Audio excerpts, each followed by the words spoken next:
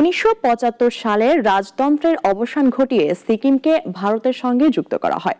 অনেকটা সুযোগের সদ্ব্যবহার করে নয়াদিল্লি সিকিমকে 22তম রাজ্যে পরিণত করে। এই প্রক্রিয়ায় গুরুত্বপূর্ণ ভূমিকা রাখেন ভারতের বর্তমান জাতীয় নিরাপত্তা উপদেষ্টা অজিত দোভাল। ডেস্ক রিপোর্টে বিস্তারিত। 1975 সালে রাজতন্ত্রের পতনের মধ্যে দিয়ে সিকিমকে ভারতের সঙ্গে যুক্ত করা হয়। এতে সুযোগের সদ্ব্যবহার করেছিল নয়াদিল্লি। স্থানীয় সংসদের ভোটাভুটির মাধ্যমে সিকিম হয়ে যায় ভারতের 22তম রাজ্য।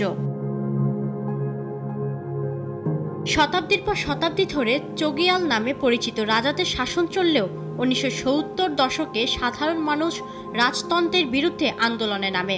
1973 সালে এ আন্দোলন চূড়ান্ত রূপ নেয়। গণতন্ত্রের দাবিতে বিক্ষোভের মুখে 1974 সালে সংসদ ও গণতান্ত্রিক ব্যবস্থা চালু হয়। ওই বছরই প্রধানমন্ত্রী হন বিতর্কিত নেতা লেনদুপ দর্জি।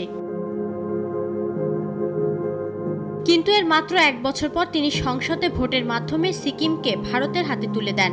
দ্রুত সময়ের মধ্যেই নয়াদিল্লি সিকিমের পূর্ণ নিয়ন্ত্রণে নেয়।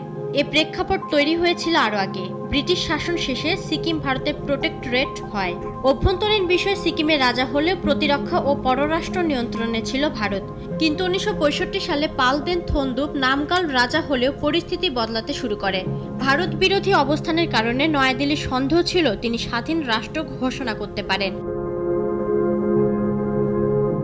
এ সময় যুক্তরাষ্ট্রের এক নারী হোপ কুককে বিয়ে করেন রাজা। রানী হওয়ার পর তিনি স্বাধীনতার পক্ষে কথা বলতে শুরু করেন। ভারত মনে করেছিল তার মাধ্যমে সিকিমে মার্কিন গোয়েন্দা সংস্থা CIA প্রভাব বিস্তার করতে চায়।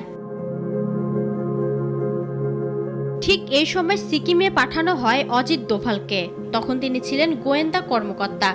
দোভাল সাধারণ মানুষের সঙ্গে মিশে আন্দোলনকে ঘনিষ্ঠভাবে পর্যবেক্ষণ করেন। শেষ পর্যন্ত আন্দোলনের জোয়ারে রাজতন্ত্রের পতন ঘটে। 1975 সালে স্থানীয় সংসদের ভোটাভুটির মধ্য দিয়ে সিকিম তার স্বায়ত্তশাসন হারিয়ে ভারতের অন্তর্ভুক্ত হয়। ইফফাত আরা মিথিলা, নাগরিক।